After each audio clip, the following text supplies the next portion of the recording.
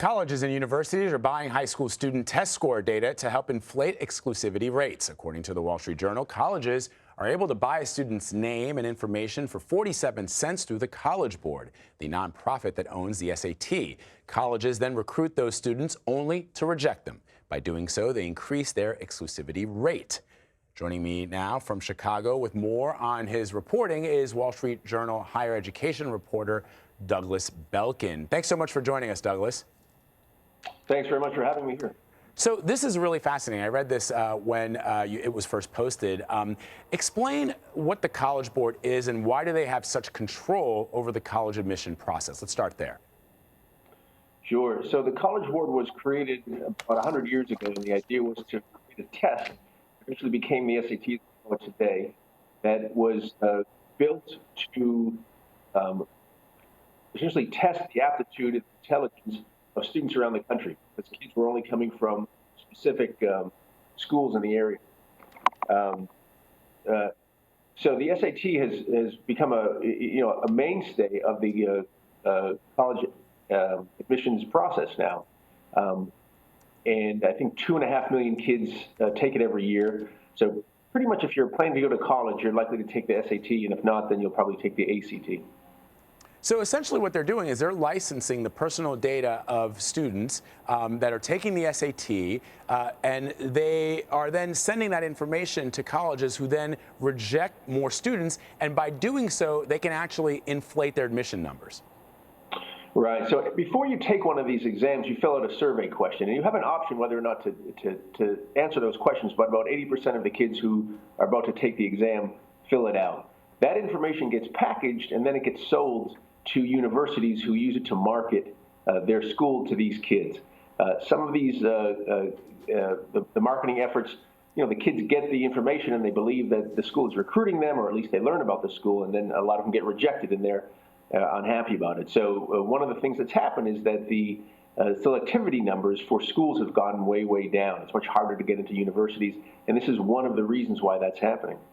Right. They can claim a lower acceptance rate because of the number of people that they've rejected, which they already knew they were going to reject.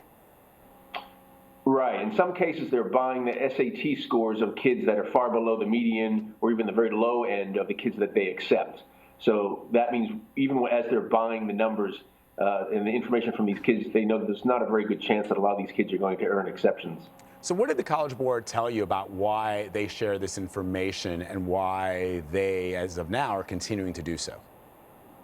So their mission is to try to get more kids to go to school and to enroll in colleges. And by connecting kids who take the SAT with schools, they fulfill that mission. They are getting, according to the data that they gave to me, they are getting more kids who otherwise wouldn't go to college to go to college. So on that end of the margin, they're doing what they set out to do. This is sort of the other end of the margin, that in a sense the schools are using this information in a way that it wasn't intended.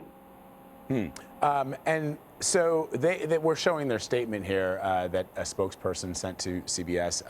And I'm wondering, the very first line of that statement says they don't believe that the SAT is discriminatory.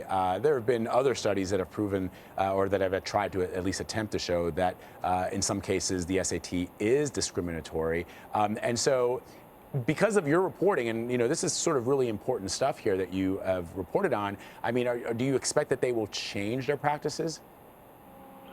They're under a lot of pressure from a lot of different quarters right now, and they've been grappling with this pressure really for a while.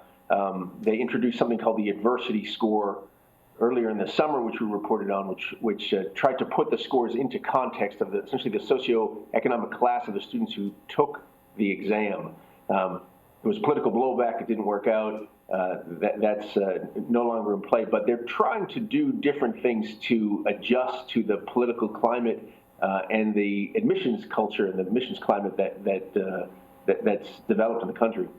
And to put a finer point on what we were talking about with regards to the SAT being discriminatory, California is trying to get rid of the SAT altogether. What are you hearing from them as to the argument that they're putting forth as to why they should do this?